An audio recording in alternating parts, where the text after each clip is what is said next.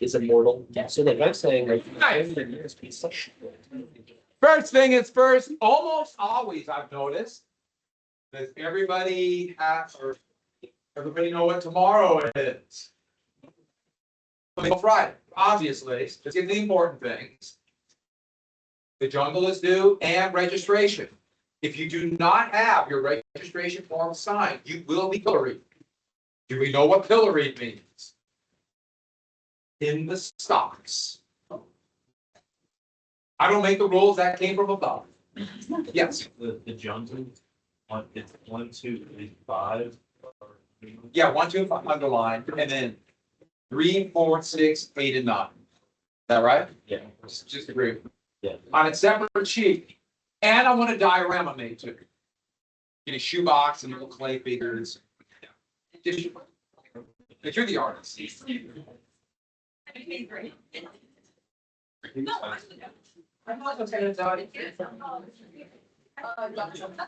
I'm leaving tomorrow open because I started deciding, I don't know how long registration is gonna take. And if it takes longer than you want, I don't want to do my food stuff on a day. So we might talk about food another day. So take your notes now, let's get busy.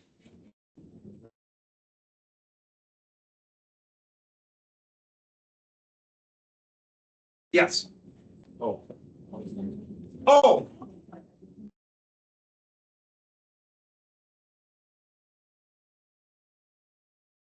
So. So let's get busy. We're a little behind as I always am, so I want to get going. Did I get, what did that mean? Public of Hawaii. Huh? Public of Hawaii. Save the paper, we'll do one. Save it, we will do one. I'm not gonna do it quiz today, I'm behind. Unless you really want one, I could wing one on the top of my head.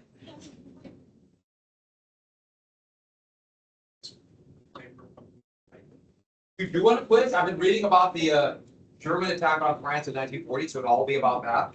Oh, that's kind of in your wheelhouse too. What, where do we finish? Okay, we got Republic of Hawaii. Dole. And so Dole proclaimed this, and we had taxes, and we are. So I show. Don't forget that picture, and don't forget pictures like this about the way they drew Hawaiians, or for that matter, Cubans. Remember, I showed you here. Notice the face.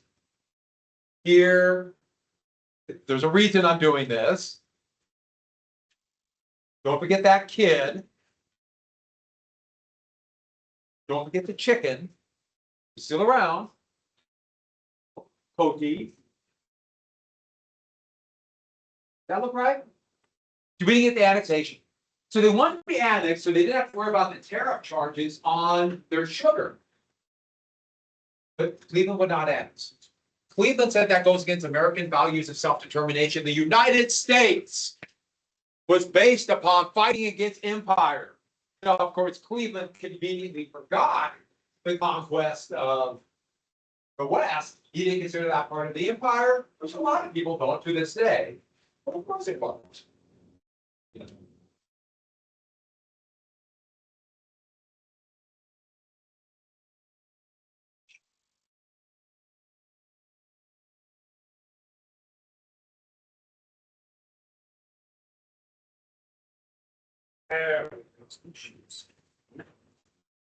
All right. So, for 4 years, much like what happened in Texas after they declared independence, they were kind of a limbo. But Cleveland would be out of office by 1897.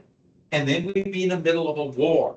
And the euphoria of winning the Spanish-American War, while McKinley was president, Hawaii was annexed in 1890.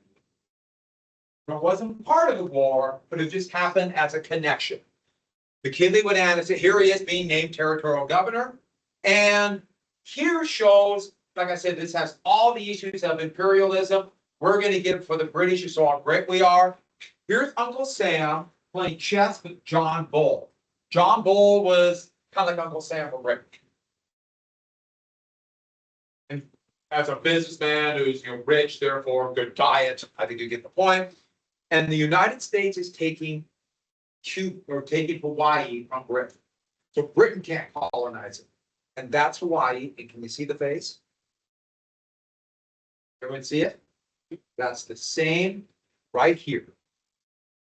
That's the same kind of face they showed on the others to show Hawaii can't govern themselves, to make them look into that same caricature. Puts all of it together, all the reasons for imperialism right there in Hawaii.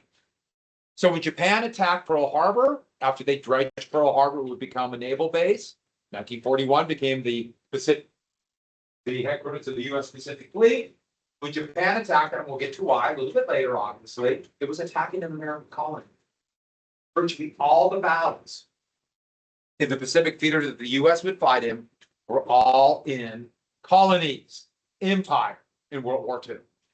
So another war for empire happened about the same time, the Spanish-American War. Here's another one of those pictures of Uncle Sam getting too big for his britches.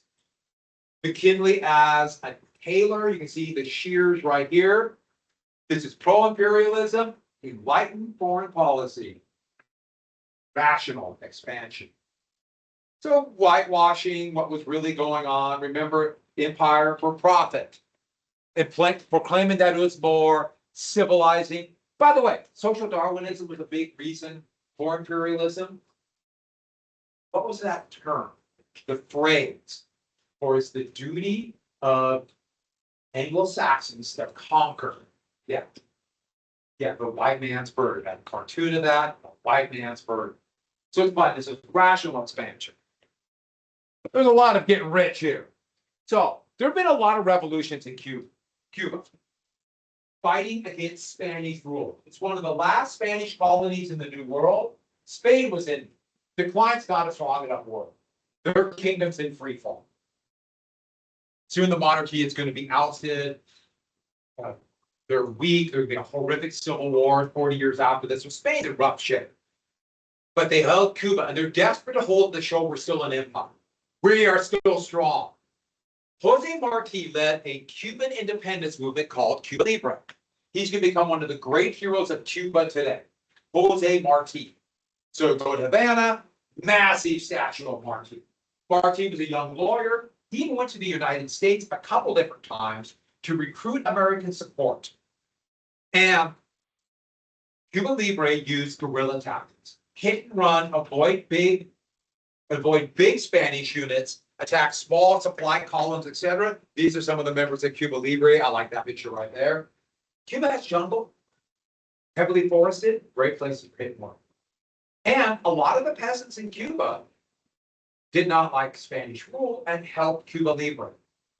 And don't forget, the United States has looked at Cuba for a long time. If you remember the term filibusters, and those were soldiers of fortune that were trying to get Latin America, make a part of the United States, Southerners who wanted more slave states. So the U.S. has always looked at Cuba, like, that's in our backyard. Still does. It's only 90 miles away. So they're doing pretty well. In the early 1890s, Spain, desperate to maintain their empire. We're still great. We really are. They would start what's called the reconcentration policy. It's to isolate the guerrillas. Valero, Filer, soon be dubbed the butcher. Okay, Filer, his parents were German expats to Spain. So he was, a German, children of a German immigrants. He would initiate this policy. And the plan was this.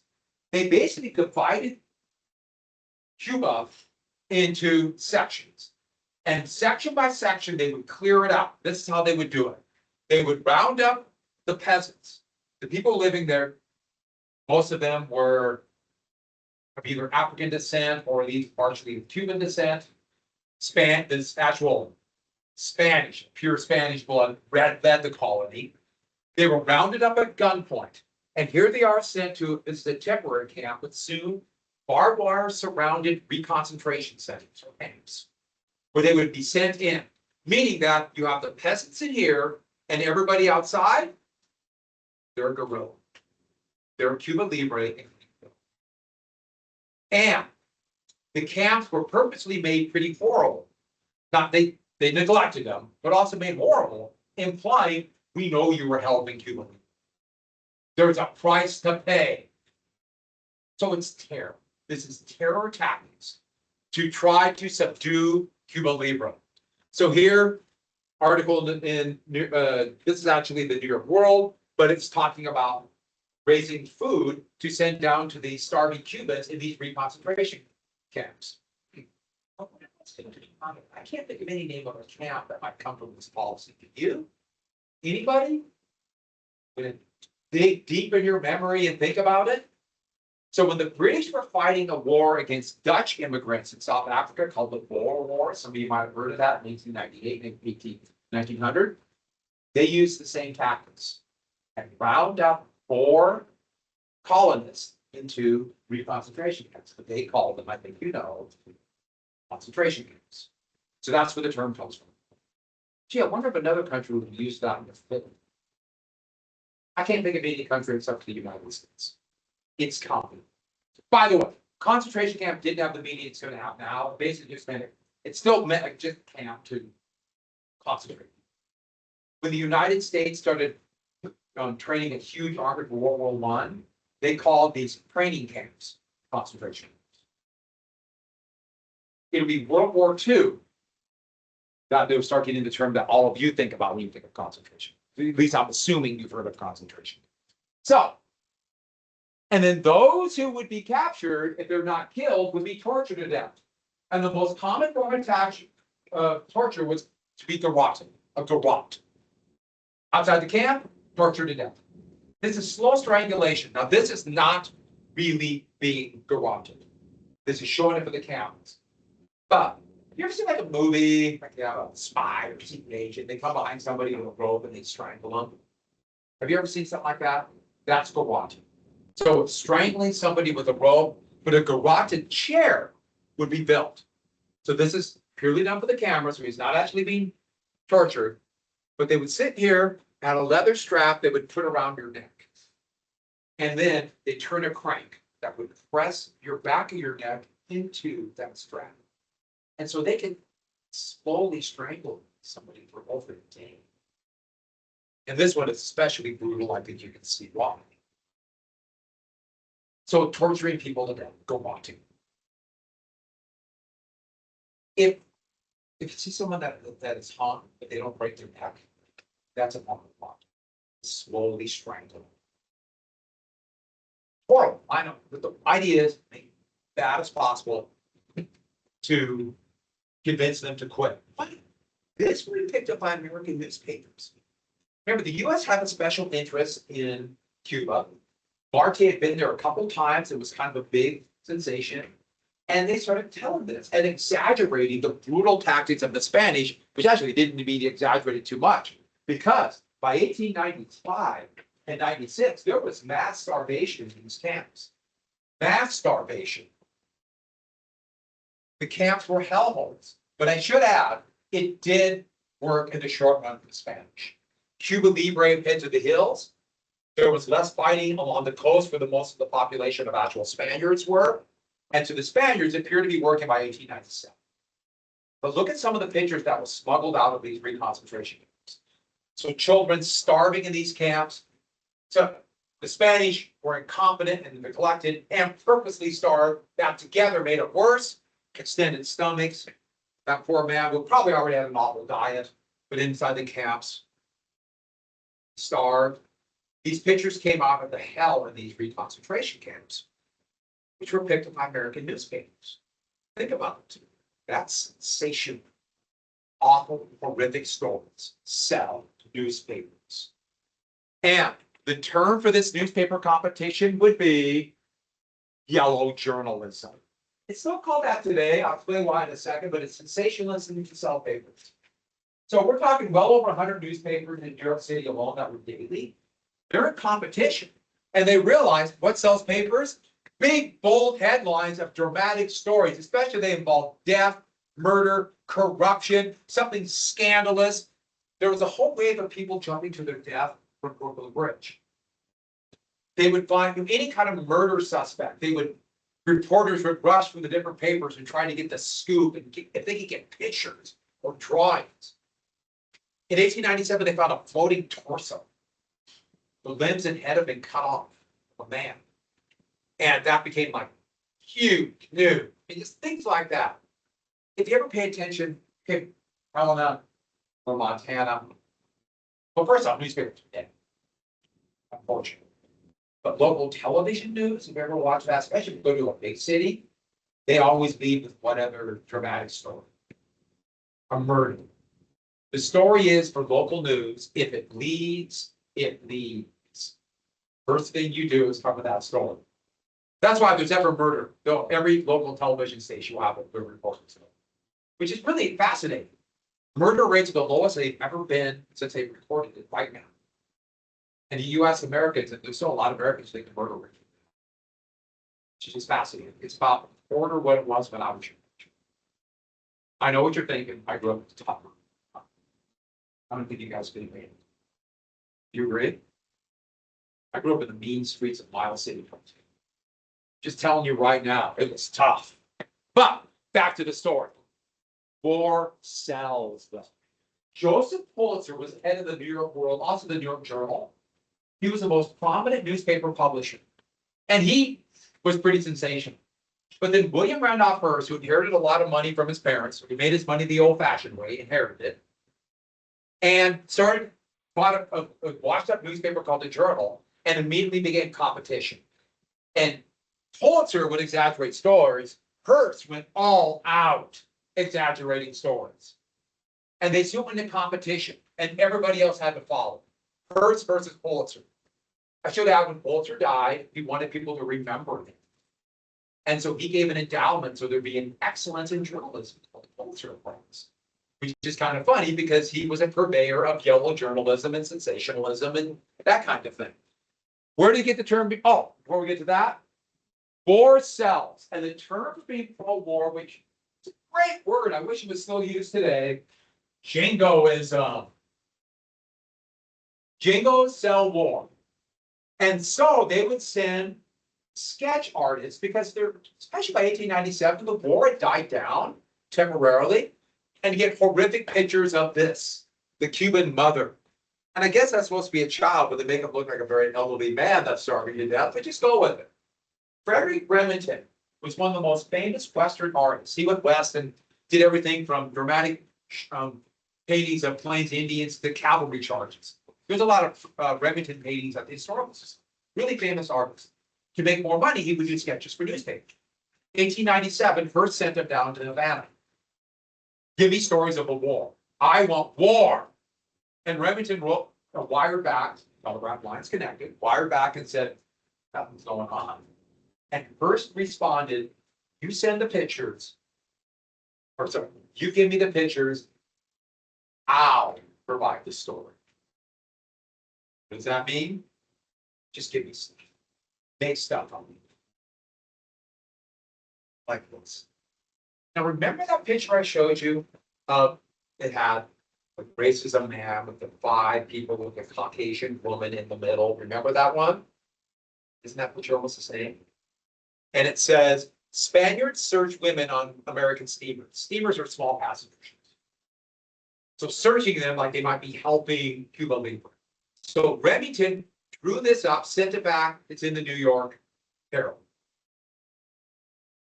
Men leering in the shadows, dark, cool, dangerous, surrounding this woman. Very clear. And you might notice one other thing. They searched her. Or what kind of search was it? Stranger. That's what it implies, right? And so it's also applying something else for it somehow.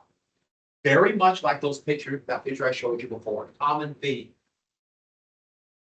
Saxon women. Intensely social Darwinism. It's racist. But did that really happen? Remington made it up because he knew exactly what his boss wanted and sent that back. That was not happening, but it knew it would get people in the United States riled up. And more Americans began calling that the United States must do something about the poor Cubans. Or selves. And it went from help to soon, we must intervene. Go. And that became the cry. So, yellow journalism got its name from a comic called Hogan's Alley. To sell newspapers at the early 1890s, they started putting otherwise comics on Sunday. So newspapers, a big seller, were the comic section. I know today you guys just don't have newspapers. And so, I mean, some of you know, but some of you might not know. Just, newspapers are dead, which is, I think, a real problem. But the big deal. The Yellow Kid was Hogan's Alley was the first one, and the first one that was colorized. And the main character was the Yellow Kid, yellow journalism. And it was all about all New York stuff. Some light humor, some about the politics of this. The crowd gets up an election bonfire, and the Yellow Kid plays Nero. Those of you who know Roman history, so I'm sure all of you are experts on Roman history. The Emperor Nero supposedly played his lute while Rome burnt in 62 CE. So here he is. I have no idea. No idea. If it was 1894, maybe I would. There's a hot pocket. What a hot pocket is? You put a rag in someone's pocket and light it on fire. Ha ha! Don't do that. And we got cat, goat. Goat's cool. I don't know if it's go to Liberty. Parrot. I don't know what's going on there. It's crazy. Oh, squirt gun. So, all this stuff is going on. Here's Pulitzer and Hearst as a Yellow Kid pushing for war. Clever cartoon. So now you have more Americans pushing the U.S. must intervene in Cuba, which is a colony of Spain. But what is the U.S. policy going to be? Here's another famous cartoon from 1897. So right before the war. And it's showing the civil war in Cuba. You notice fighting and anarchy. And then it shows Spain misrule. So it's Cuba's anarchy. And then the Spanish misrule like a frying pan. And who's in the frying pan? Cuba. Remember those pictures I showed you? I pointed out again about Cuba's face. Remember how they drew Cuba? Do you notice it differs here? You notice that's a different kind of face from what I just showed you a few minutes earlier? Or yesterday, about how they tried to draw Cuba to justify? They're trying to make Americans sympathetic. And then later on, areas that we should conquer. Now it's sympathies. So, the duty of the hour, to save her not only from Spain, but from a worse fate. So it's basically saying Spain is a big problem, but there's a worse fate. If Spanish rule is gone, what happens to Cuba? You get rid of Spanish rule, is she okay? Out of the frying pan and into what? He falls into the anarchy. Meaning, can Cuba govern herself? So who has to step in? The government.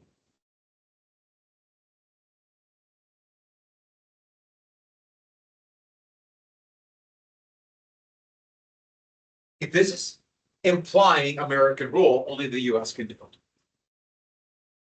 So, U.S. will govern. That's American policy. We don't want Cuba to be independent. We might be sympathetic to Cuba Libre, but we don't want them independent. And that's implying they can't govern themselves. Spain's bad, but they can't govern themselves because with Cuba, anarchy. It looks sympathetic to Cuba, that cartoon, but it is not. And then in 1898, everyone write down the Loma letter. Loma. He was the Spanish ambassador to the United States. And he sent a message via the transatlantic telegram to Madrid. It was not meant to be read by anybody except for the foreign ministry in Madrid, in the Kingdom of Spain. So write down that, and then as soon as you do that, read the parting quotes.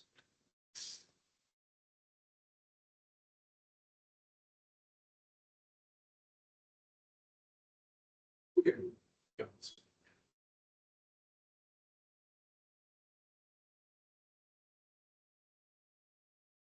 Oh, one more thing.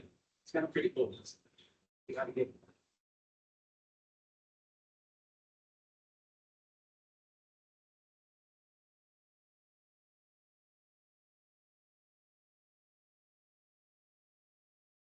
What's he calling McKinley?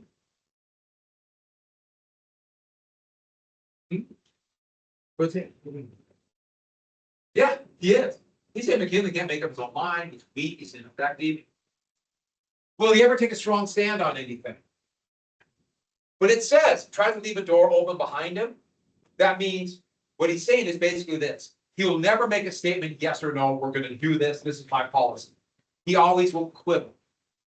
Leaving a door behind means he always has an escape route to go to another one. So he'll never make up her mind. Whatever the crowd wants, he'll say it. He'll satisfy the jingos, whatever it takes. So he's calling McKinley kind of a dope. Remember I showed you cartoons? Americans kind of thought that too. Well, William Randolph Hearst had somebody he had bribed at the Western Union Telegraph Office. And before he sent it across the ocean, he took out a copy and gave it to Hearst, who published this newspaper. It was never meant to be published. And now, all of a sudden, you have the Spanish calling the American president and weak and ineffective and following other people. Americans told him the same thing, but now it's a Spaniard. How dare you call McKinley an idiot? He's our idiot, not your idiot. His own Undersecretary of the Navy, Teddy Roosevelt, said that McKinley did not have the backbone of a chocolate eclair. You know what a chocolate eclair is? You know it's pastry. Meaning, even his own Secretary of State, we call them that in the US, but how dare the Spanish? And so you already have pushing for war, and now McKinley's got to look tough. If he's called weak, he's got to look tough. Now, Hanna, remember Marcus Hanna? Doesn't want war. Doesn't want war. But McKinley's got to do something. So he sends the obsolescent US battleship, the USS Maine. Obsolescent means it's old. It's not quite obsolete, but it's already being passed.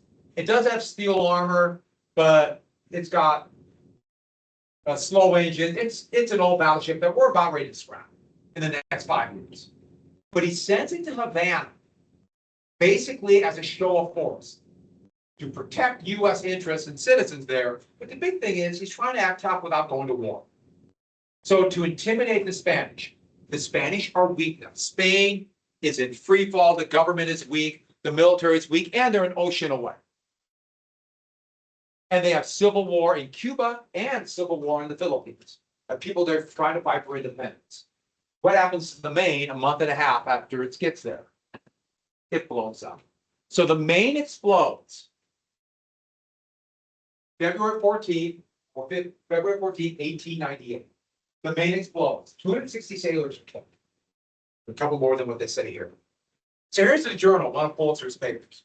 And look what they said. Oh, by the way, all we know is it explodes. The Maine exploded. Just put 1898. You don't need the exact date. Well, destruction of the warship Maine was the work of an enemy. And who's the only enemy? Spain. And another thing this was a big thing they would do because of all the murders. The newspapers would put out a reward for information on a serious crime. They never paid. It was always just a publicity stunt. But you see it all over. Who sunk the Maine? Who destroyed it? Naval officers think the Maine was destroyed by a Spanish mob. And look at the picture, the drawing. You can see under the Maine, and you see that right there? That's a mine. They exploded the Maine. An act of war by Spain. Poetic, huh? Here's Pulitzer's paper, another Pulitzer paper. The Maine explosion caused by bomb or torpedo. And this one doesn't mess around. The massive explosion, bodies flying from it, the work of an enemy. And soon you get little cartoons showing Spain as an animal. Blew up the Maine. I can tell you one thing that is 100% certain. The Spanish did not. That would have been insane. Spain is weak.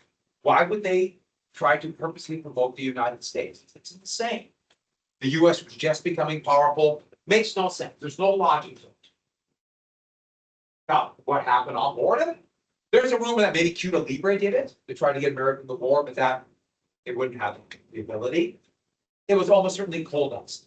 Coal dust in the coal bins floats, it's enclosed. If a flame hits floating coal dust, it can explode. This blew up a number of ships.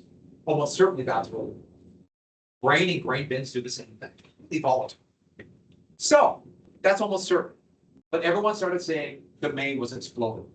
And what did McKinley say? It was fake. Was it true? No. They didn't know, and it was pretty sure within a month. No, but they said they did.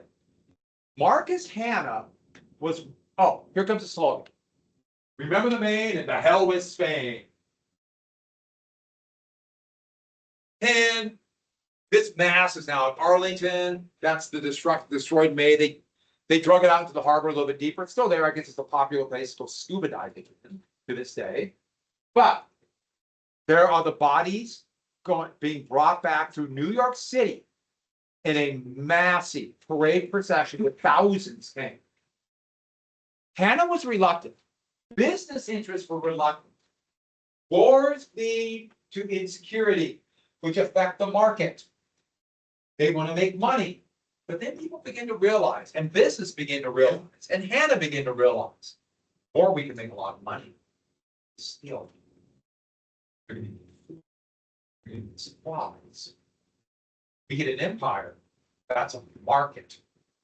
Spain is weak. The war is fast. We can make money. And literally, Hanna changed his mind, and then McKinley. And in April, they asked Congress for a declaration. It wasn't unanimous, but Congress declared war. The United States had not declared war since 1846. Who was the war the United States got into then? 1846? Yeah, the Mexican-American War. Hey, when's the last time the U.S. has declared war? Today. When's the last time? I've told you this once before.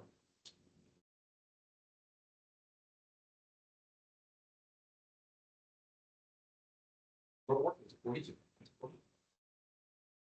Last time the U.S. declared war.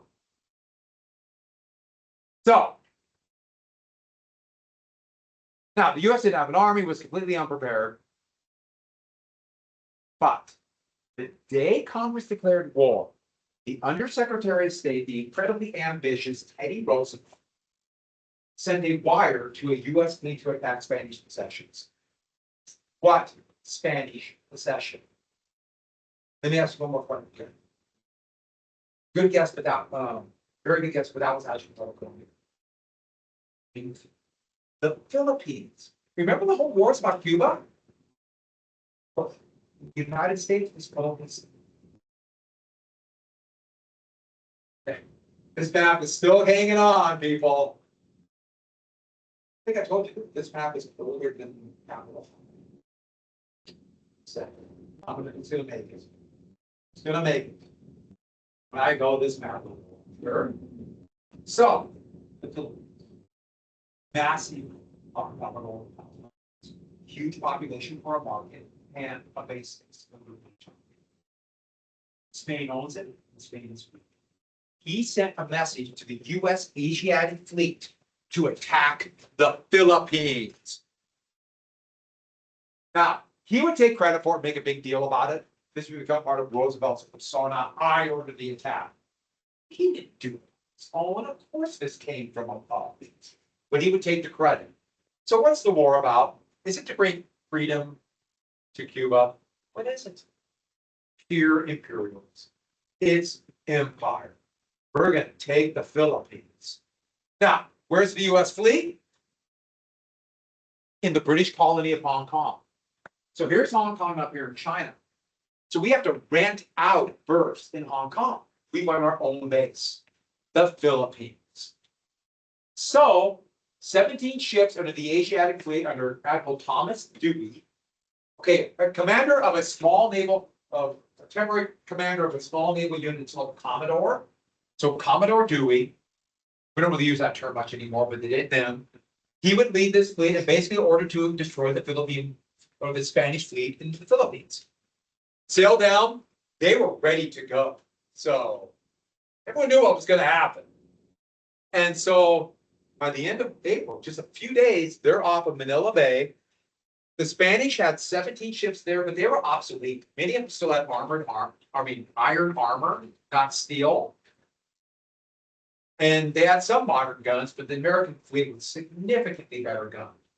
Now, they had not trained for the new weapons. They were still training like they were sailing ship to ship next to each other and blazing away with black powder weapons. For example, Dewey's flagship, the Hartford, had 10 and 12-inch diameter guns. They could fire about 15,000 rounds, but they rarely ever trained for over 1,000 rounds. But as soon as they went into the bay, they opened fire. A long, confusing battle would take place. Here's Commodore Dewey on the flagship of the Hartford, sailing in. Okay, I just want to find a picture of Dewey. I typed in Dewey just to get a good picture. The first picture that came up was Mickey Rat. We all love Mickey Rat. So there's Mickey Rat. Here's Dewey. Kind of boring, huh? And the Spanish fleet was destroyed. But they were so ill-trained, the Spanish never hit anything. And the United States guns, less than 1% hit their target. But it didn't take much to blow through the iron armor. A massive victory. Dewey became a national hero. There would be songs written about him. People thought he would run for be president. He kind of would fade, partially out of his arrogance. But now, Cuba. Now, this happened. It's really going to affect things. The government has to pay for the war, to build up an army. They have to pay for it. And so bills are going to come in to pay for it. And in addition to one of these bills will be called the Teller Amendment. Because now, jingos, mostly Republicans, but a lot of Democrats too, need to convince people this is not a war of conquest. Oh, I know we did in the Philippines, but we had to because that's their powerful fleet. We are for liberty. So Cuba will be independent. You notice I put a question mark there because it never defines what independence is. You will be independent and do everything we tell you to do. But you're independent. Here's another cartoon. This is supposed to be like a play. It's supposed to be like a stage. Evil Spain. The U.S. coming to her aid. A damsel in distress. Remember that thing about defending women. Look at her face. Not the same kind of face as I showed you before. What about the other areas? It doesn't mention the Philippines, does it? It doesn't mention another island that the U.S. Navy would take the Spanish colony in the Marianas called Guam. And there's another island in the Caribbean that's not mentioned in the Teller Amendment that Spain controls. Anybody know that island? Anybody? Puerto Rico. U.S. sailed. Those would be Puerto Rico was a Spanish colony too. So here's another one of the cartoons. This is really important because it's before the war, justifying it, and then after the war, justifying domination. Evil Spain, here's the U.S. coming to her aid, and look at the facial expressions for the face. It's not the same face. Color of skin is important, but the face is really important too. It's not that same horrible caricature like we saw in Queen Lililu Kalani. That's coming. So the United States Army had less than 28,000 men in scattered bases, mostly across the West. In 2 months, it's going to be 250,000. So there's going to be a bunch of raw recruits and very little training, and National Guard. Remember the National Guard created back in 1877. Every state's going to get a quota, basically saying you must bring this many troops to the battle based on your population. They accidentally added an extra zero to Montana's quota. So Montana actually sent a ton of troops to this war. A lot of them would never make it to Cuba. They'd end up in the Philippines. And regular American soldiers, more and more were wearing clothing. And more tacky pants from experiences the British had in what's called the Boer War. But so they do. But almost all the National Guardsmen and the new recruits were wearing old uniforms. Do you remember what the Civil War uniforms were made out of? Wool. And which we all know wool is perfect for Cuba, right? Because it keeps the heat out. That's science. The US had made a brand new bolt action rifle with a new smokeless powder called the Prey. It was really accurate. The only problem was it jammed in humid weather. I'm sure that won't be a problem in Cuba or the Philippines. Also, the US didn't buy the new machine guns. The Army was so underfunded. Fortunately, Spain didn't have any. The US still had old Gatling guns. Had some problems, but fired 200 rounds a minute, and they fired a 56 caliber bullet. You know how big 56 caliber? Those of you who know anything about bullets know how big of a piece of lead that is. So, the US is ill prepared. The first troops to arrive in the base, the closest harbor, Tampa, would be black soldiers.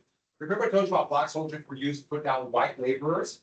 The thought was, in the kind of racist time, that black soldiers would be more immune to yellow fever and malaria. Now, it wasn't because of anything, remember, that was scientific, it was pure race. Color skin, they must be more immune because they come from Africa. But remember I told you about malaria? One of the strains of malaria, people of sub-Saharan Africa have a little bit more immunity. That's something to do with sickle cell anemia. That went way back to early colonial America, I told you that. There's an element of truth, but just not the reasons they said. But what were the laws that segregated the South? Do you remember? And the Jim Crow law still applied. So soldiers started getting into Tampa, and they would go out on leave into town. And they assumed because they were soldiers that Jim Crow laws would not apply to them. Of course it applied. Many would be arrested. Some of the soldiers were furious, fought back, and that would trigger to basically white vigilante groups roaming the streets of Tampa, attacking any black soldier. Black soldiers would fight back, thus the Tampa riots. And you will see in the newspaper called a race riot. And who's going to be blamed for this? The black soldiers. Some of them were going to be court-martialed. So it shows, even though the United States is more than willing to use their lives in this imperial war, they're still second-class citizens, if not lower. So, start going to Tampa and going into, oh, almost forgot, Teddy Roosevelt resigned his post and wanted to get fame and fortune. He was allowed to start his own regiment and recruit a volunteer regiment of soldiers for this war. So you have the regular army and then volunteers. So volunteers would be mustered out of the army when their time was done and given a temporary called a brevet rank of colonel. So he liked to be called Colonel Roosevelt. And it's going to include cowboys from the West. This is how they sold it. And blue bloods. Children of wealthy New Yorkers will join together, and they were dubbed the Rough Riders. And this is one of many famous paintings of them riding dramatically on their horses, charging up San Juan Hill in buckskin. Of course not. They're dressing that great. They got new uniforms, they didn't have to wear wool. And you also notice, this is cavalry, but they're standing. Yes. Oh, right here. So this kind of chevron, a flag like this with the little V in the back, that's kind of cavalry units, that's a regimental flag. So they were so poorly prepared for this invasion that they didn't have enough boats to bring the cavalry's horses. So the cavalry walked. So there was no dramatic horseback charge like they're going to say for Teddy Roosevelt or Rough Riders. It's walking or running. Now, Roosevelt, a couple things about him. His father hired a substitute during the Civil War, and that really embarrassed Roosevelt home. Partially because Roosevelt was sick as a child, and so he couldn't play with the other kids, and so they used to call him names. And he also had to get glasses at a very young age. And glasses back then, literally a piece of glass, incredibly expensive, but would break really easy. So the kid needs glasses, they can't really play, can they? Because it might break. And so he always had this attitude that he was treated as They made fun of him for not playing and not being a tough kid, not a tough boy. And so his whole life, he wanted to prove he was man. It's kind of humorous for you to look at it, but it also shows all insecurity he was. So he got a little bit older, like for example, he would box. And he would, okay, the kind of style of weightlifting they had then. He went out west and acted like a cowboy for a while. That's greatly exaggerated, but yeah, he did go to Montana for a little bit, acted like a rich cowboy. He's plain. By the way, anybody know the term for somebody wealthy from the city who goes out west and acts like a cowboy? Dude was making fun of him. Dude, just so it's funny when people say that today. That was an insult. And so he wanted to prove he was tough. I'll tell you other stories about Roosevelt down the road. There's lots of stories today about Roosevelt's manliness. I just find that hilarious. But he was news at the time of yellow journalism. Roosevelt, rich family, got involved in New York politics, undersecretary of the Navy, and now a soldier. He gave great quotes. Reporters followed him. So, really quick, what happened? They blockaded Cuba, and then the plan was knock out the Spanish fleet at Santiago, not Havana, the capital. Spain's got to give it up. And Spain, their navy is old, obsolete, as shown at Manila, so they couldn't do anything in their Atlantic Ocean away. The soldiers have low morale. They didn't want to be there. They want to take a place called Santiago. Still a big harbor city there. So they're going to attack Santiago. Yeah. So end of June, they arrived right here, and the plan was to march overland and take it from the ground, from overland. Only problem is there's hills surrounded. The Spanish had built forts, but the forts are stone forts, so they are relatively weak, but still, they're forts on hills. They landed here, and they were so poorly prepared. No one had led a large unit since the Civil War. There have been no amphibious sea-to-land operations since 1864. So this was all just by the seat of the pants. They loaded the ships wrong. They didn't have enough room for the horses. They didn't bring enough boats. So the horses they did have, they didn't have room on their whale boats to row them ashore. So when they got there, what did they do? They just pushed the horses overboard and hoped they swam to the shore. There were enough horses that were army horses that they thought they would follow the bugle, and they've been trained. So they had men blowing the bugle and hoping that all the horses and the new ones would just follow to the shore. About half decided to swim to Venezuela. I'm hoping they're still swimming, but I don't think they made it. So the whole operation was just slipshod. They didn't pack enough ammunition. Fortunately, the Spanish morale was in the tanks.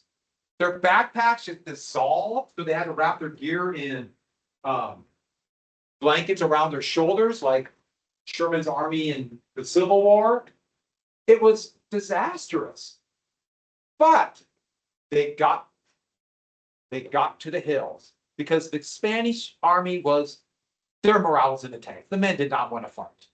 Their men wore blue and white cotton uniforms. They had a few machine guns, but not enough. The most important fort was the most important hill, top 40 was San Juan. I should add the Rough Riders would charge up and take a smaller hill nearby called Kettle Hill. But they charged as in they ran up the hill.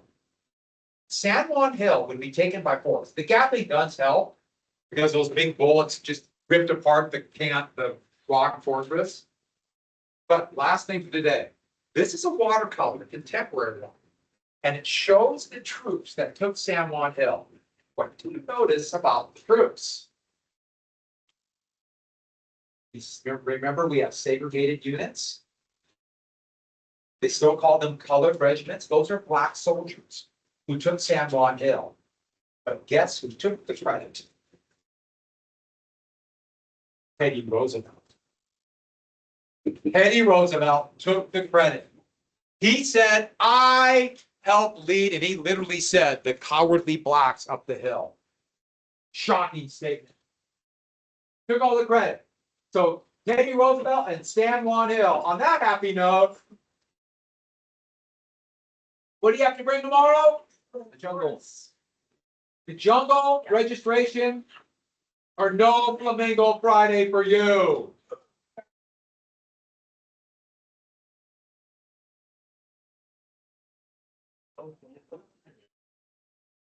Yeah.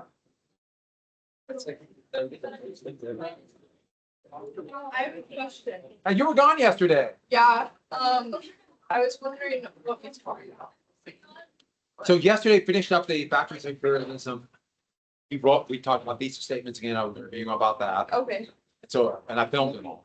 And then we talked about Hawaii. Hawaii was a classic example of imperialism. okay, So we went through about how the United States, American planners overthrew the Queen and then the US embassy. okay. Sounds good.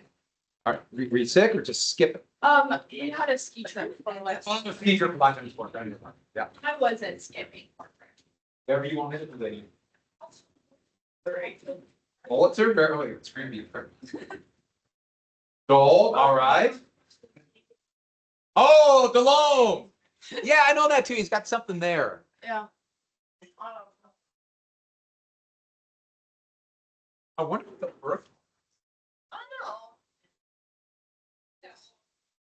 I bet it's a birthmark. Oh. And when you have it solved, we went ball. It feels really good. I've been freezing the whole morning. Sorry. And then, oh, the other one, I played with a bunch of politicians today. And then a third one was the school dress and stuff. Where was your argument against it? Was less than who they were counting as neighbors. Because well, here's that. I was to be like, oh, that's I get to the right thing. I feel like if fighting stuff, he said when she fight right. No, I really got to fight. I did. Don't worry. I will see you there.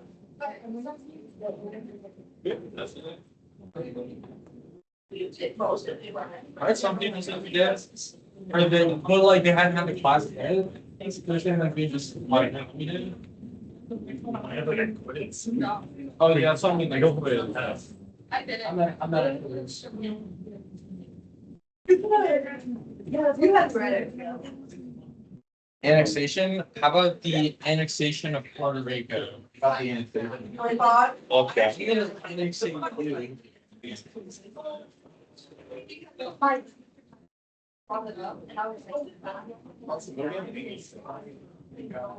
Yeah, Chris. Find one something that we both have. And I get Carson treasure. Did you make it? Oh, no, it landed on his head. what did I? Oh, you climbed on top of the little pedestal thing, like, how do you? No, I think we got it. It was the lead. What do we get? 10 out of 10. I do it. I thought that I had to make some time video before I tried it again. Wait, we get our what? Like, there's Robert Lacani. Yeah, and then go on, and it's like, oh, no, that's the thing. So, go on. Beer is reeling. Yeah. Feeling fine. You're like, so it's. I gotta be better. Yeah, well, you can make it out.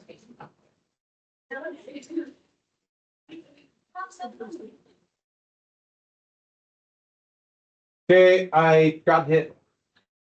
Stop recording, so goodbye.